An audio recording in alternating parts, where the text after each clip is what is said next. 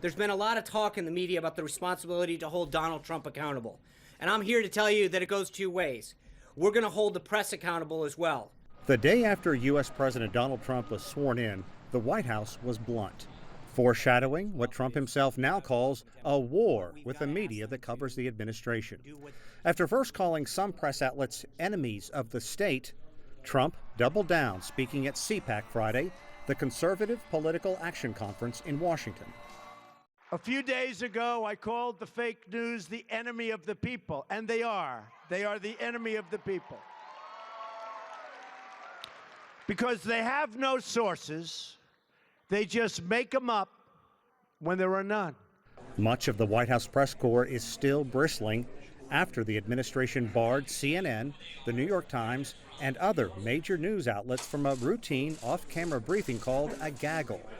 At the same time, the White House allowed far right-leaning conservative press entities such as Breitbart and One American News Network in. The New York Times is firing back by planning to run this commercial during the widely watched Academy Awards on Sunday night.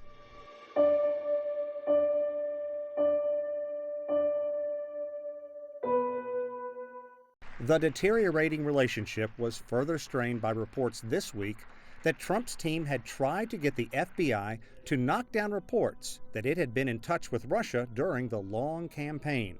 The White House calls the reports indefensible and inaccurate. Congressional members on both sides of the aisle are growing uneasy with the feud. I think that the president could do a better job of building bridges, building relationships.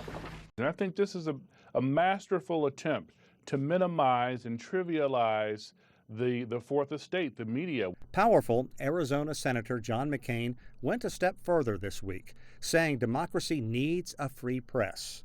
Without it, he said, I'm afraid we would lose so much of our individual liberties over time.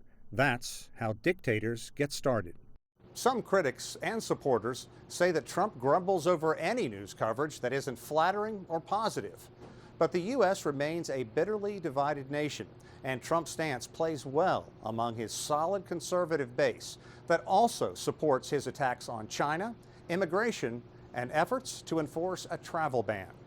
Sean Callebs, CGTN in Washington.